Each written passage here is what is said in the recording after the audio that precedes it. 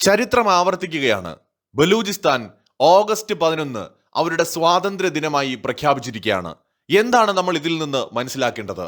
പാകിസ്ഥാന്റെ വിഭജനം വീണ്ടും യാഥാർത്ഥ്യമായോ, അതോ പാകിസ്ഥാൻ ഇതിനെ അതിജീവിക്കുമോ? ശരിക്കും 1971 ബംഗ്ലാദേശ് രൂപം കൊണ്ടതിനേക്കാൾ ഗുരുതരമായ പ്രതിസന്ധിയിലൂടെയാണ് പാകിസ്ഥാൻ കടന്നു പോകുന്നത്. അന്ന് ഇന്ത്യയുടെ സഹായമില്ലായിരുന്നുവെങ്കിൽ ഒരുപക്ഷെ ബംഗ്ലാദേശിനെ അടിച്ചമർത്താൻ വീണ്ടും പാകിസ്ഥാന് കഴിയുമായിരുന്നു. അന്ന് ഇന്ത്യ ഇടപെട്ടത് കൊണ്ടുകൂടിയാണ് പാകിസ്ഥാൻ ആ യുദ്ധത്തിൽ പരാജയപ്പെട്ടതും ബംഗ്ലാദേശ് ജന്മം കൊണ്ടതും. എന്നാൽ ബലൂചിസ്ഥാന്റെ സ്റ്റോറി കുറച്ച് ഡിഫറൻ്റ് ആണ്. ബലൂചിസ്ഥാൻ പെട്ടെന്ന് ഒരു ദിവസം ഇന്നാ പിന്നെ അങ്ങ് സ്വാതന്ത്ര്യം പ്രഖ്യാപിച്ചേക്കാം എന്ന് പറഞ്ഞ് ഇറങ്ങി പുറപ്പെട്ടതല്ല.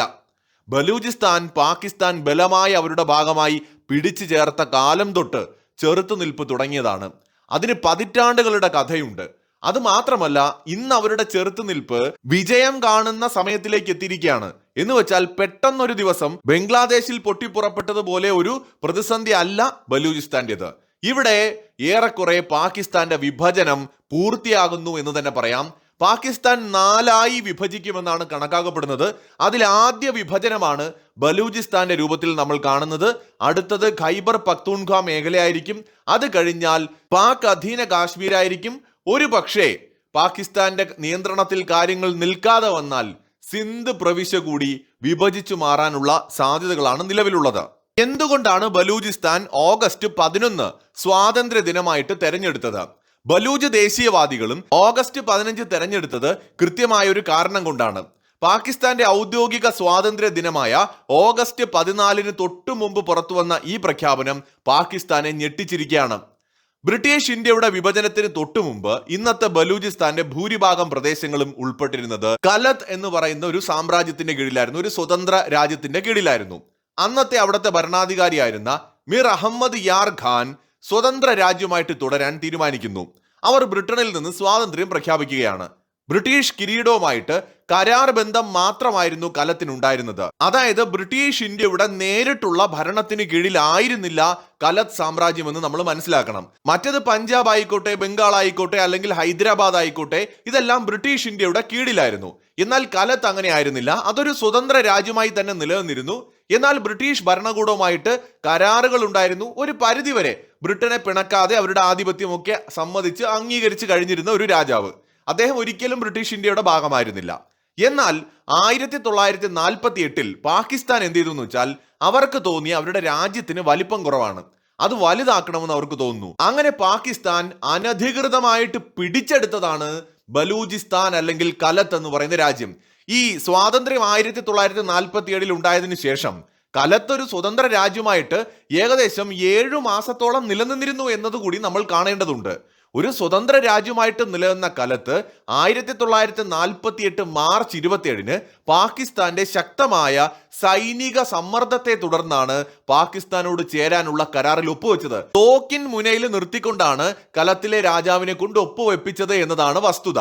1948 കൂട്ടിച്ചേർക്കൽ നിയമപരമാണ് എന്ന് ഇസ്ലാമാബാദ് വാദിക്കുമ്പോൾ ബലൂജിലെ ജനങ്ങൾ ഇതിനെ ബലപ്രയോഗത്തിലൂടെയുള്ള കയ്യേറ്റമായിട്ട് കാണുകയാണ്. അന്ന് തൊട്ട് ഇന്നു വരെ 1948 ഇവർ അനധികൃതമായി പിടിച്ചെടുത്ത അന്ന് തൊട്ട് ഇന്നേ വരെയും അങ്ങനെയാണ്. അപ്പൊ എന്തുകൊണ്ടാണ് ഈ ഓഗസ്റ്റ് 11 സ്വാതന്ത്ര്യ ദിനമായിട്ട് അവർ പ്രഖ്യാപിച്ചത് എന്ന് ചോദിച്ചാൽ, കലത്ത് പ്രഖ്യാപനം 1947 ഓഗസ്റ്റ് 11 ബ്രിട്ടീഷ് ഇന്ത്യയുടെ വിഭജനത്തിന് തൊട്ടു മുന്നേ കലത്ത് ഭൂരിഭാഗവും അത് ഒരു സ്വതന്ത്ര രാജ്യമായിട്ട് പ്രഖ്യാപിക്കുന്നത്.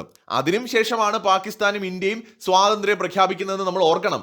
അപ്പൊ ആ ഒരു ഓഗസ്റ്റ് 11 ഓർമ്മയ്ക്കാണ് ബലൂചിസ്ഥാൻ ഇപ്പോൾ ഓഗസ്റ്റ് 11 തന്നെ അവരുടെ സ്വാതന്ത്ര്യ ദിനമായിട്ട് തെരഞ്ഞെടുത്തിരിക്കുന്നത്.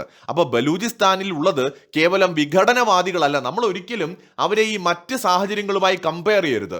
ഇപ്പോ ഖൈബർ പക്തൂൺഖ്വ മേഖലയുമായിട്ടോ അല്ലെങ്കിൽ സിന്ധിലുള്ള വിഘടനവാദവുമായിട്ട് നമുക്ക് അതിനെ കമ്പയർ ചെയ്യാൻ പറ്റില്ല.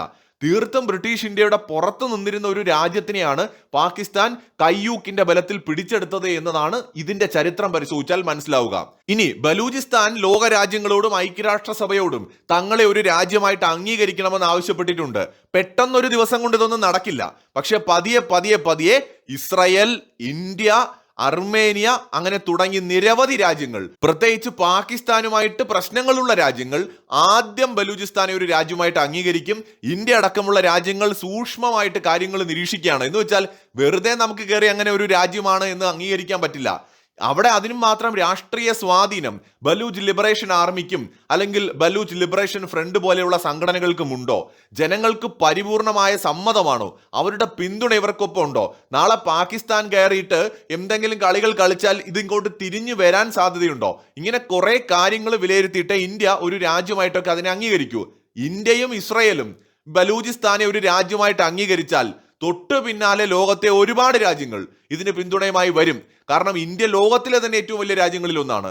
ഇസ്രായേൽ ആകട്ടെ വളരെ വലിയ സ്വാധീനം, വിശേഷിച്ച് യൂറോപ്പിലടക്കം സ്വാധീനമുള്ളൊരു രാജ്യമാണ്.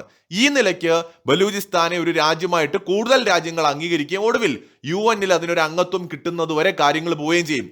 1971 ആരെങ്കിലും വിചാരിച്ചോ ബംഗ്ലാദേശ് ഒരു പുതിയ രാജ്യമായിട്ട് ഉണ്ടാകുമെന്ന്? പക്ഷെ ഉണ്ടായില്ലേ. ബംഗ്ലാദേശ് സ്വാതന്ത്ര്യം നേടിയതിനു ശേഷം എത്രയോ കാലം പല രാജ്യങ്ങളും അതിനെ അംഗീകരിക്കാൻ മടിച്ചു. പിന്നീട് എല്ലാ രാജ്യങ്ങളും ഒന്നിനു പുറകെ ഒന്നായിട്ട് അതിനെ അംഗീകരിക്കുകയും ചെയ്തു. അത് തന്നെ ഇവിടെ ബലൂചിസ്ഥാന്റെ കാര്യത്തിലും നടക്കും. അതായത് ബലൂചിസ്ഥാൻ ഇപ്പോൾ 5ാമത്തെയും ഏറ്റവും ശക്തമായ പ്രക്ഷോഭ ഘട്ടത്തിലൂടെ കടന്നുപോവാണ്. Baloch liberation army, Baloch liberation front തുടങ്ങിയ സംഘടനകൾ സൈനിക കേന്ദ്രങ്ങൾക്കെതിരെ തന്ത്രപരമായ ആക്രമണങ്ങൾ നടത്താൻ ശേഷിയുള്ള തരത്തിൽ നിന്ന് വളർന്നു കഴിഞ്ഞു. അവർക്ക് വേറൊരു രാജ്യത്തിന്റെ സഹായം ഇല്ലാതെ തന്നെ പാകിസ്ഥാനെ നേരിടാനുള്ള ശക്തി ഇന്നുണ്ട്. പതിയെ പതിയെ പതിയെ ബലൂചിസ്ഥാൻ അതിന്റെ അസ്തിത്വം വീണ്ടെടുക്കുകയാണ്. എന്തായാലും മാനസികമായി ഇന്ത്യയുടെ പിന്തുണ അവർക്കൊപ്പം ഉണ്ടാകുമെന്നാണ് ഞാൻ കരുതുന്നത്. ഒപ്പം അഫ്ഗാനിസ്ഥാന്റെ പിന്തുണ ഉണ്ടാകും. ഒരു പക്ഷേ ഇറാൻ പോലും ഈ ഒരു ബലൂചിസ്ഥാന്റെ ഒരു ഉദയത്തെ പിന്തുണയ്ക്കാൻ സാധ്യത കാണുന്നുണ്ട്. പല ഇസ്ലാമിക രാജ്യങ്ങളും ബലൂചിസ്ഥാന് പിന്തുണയുമായി മുന്നോട്ട് വരാനും സാധ്യതയുണ്ട്. മറ്റൊരു വീഡിയോയുമായി വീണ്ടും കാണാം.